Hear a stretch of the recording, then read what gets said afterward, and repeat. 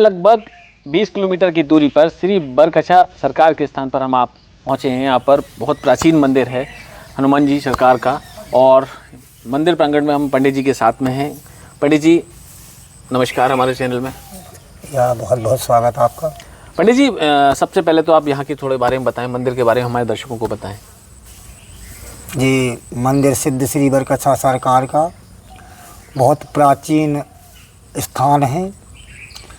2000 में मंदिर का निर्माण जीर्णोद्धार हुआ है। 2000 के बाद श्री बजरंगबली की पूजा अर्चना हो रही है। पंडित जी एक यहाँ पर एक घटना भी हुई थी 2017 में, ट्रेन को लेकर ट्रेन के कुछ डब्बे यहाँ पर पलटे थे, क्या वो कहानी जरा हमारे दर्शकों को बताएं। हाँ, रेलवे के महाकौशल एक्सप्रेस की जो जबलपुर से निजामुद्दीन जाती है, उसकी 7 डब्बे AC फर्स्ट क्लास डब्बे पलट गई थी और उनमें कोई भी व्यक्ति हताहत नहीं हुआ था, जबकि दुर्घटना बहुत भयानक थी। तो ऐसा जानकारी में मिला है कि उस समय पर फिर रेलवे विभाग के द्वारा यहाँ भंडारा भी करवाया गया था। था। उसके बाद में रेलवे के द्वारा भव्य भंडारा हुआ था और अभी भी हर साल रेलवे का सहयोग रहता है मंदिर में।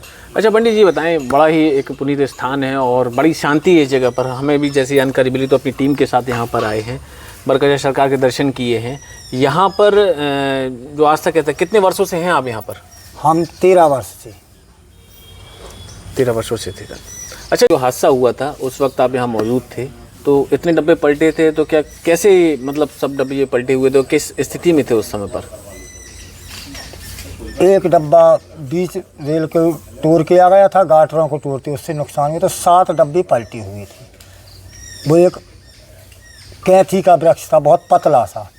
भगवान की बजरंगबली की ऐसी कृपा थी कि कुछ क्षण के लिए, जब तक वो यात्री नहीं बचे, जब तक उस पेड़ से वो 7 डब्बे टिके रहे, करीब 2 मिनट के लिए, और उसके बाद वो नीचे गिर गए। बहुत बुरी स्थिति में गिरी थी, यानी क्या ही पलटी खा के। तो कह सकते हैं कि उनकी विशेष कृपा थी, मालिक की विशेष कृपा से किसी भी व्यक्ति को हताहत नहीं हुआ था। ऐसे यहाँ क्या ही चमत्कार हुए।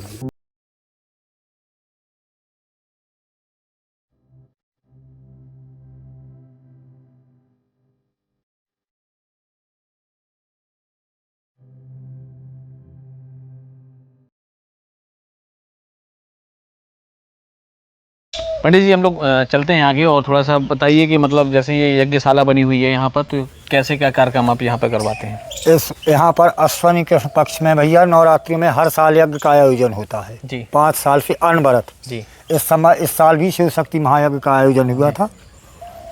अच्छा पंडित जी, वैसे जो ये स्थान है, ये देख कर लगता है यहाँ बड़ा पॉजिटिविटी सी लगती है यहाँ पर आके, और क्योंकि इतने हरा भरा एक माहौल है यहाँ पर, तो ये सब बनाने में कितना वक्त लगा है आप लोगों को? अब यही 17 के बाद ये विकास हुआ है। सन 17 के बाद जो भी विकास हुआ, महाराज जी की इच्छा थी कि राम जानकी मंदिर बने उनके सामने, तो राम जानकी मंदिर का निर्माण हुआ। दुर्गा जी का, भगवान शंकर का और शनिदेव के स्थान का भी निर्माण हुआ है। तो हैं कि यहाँ पर लगभग कितने लोग आते हैं यहाँ पर मंगल शनिवार को? विशेष रूप से पता है यहाँ पर भीड़ होती है? हाँ, यहाँ भैया समस्त क्षेत्र के लोग तो आते ही आते हैं और बाहर से बहुत लोग आते हैं।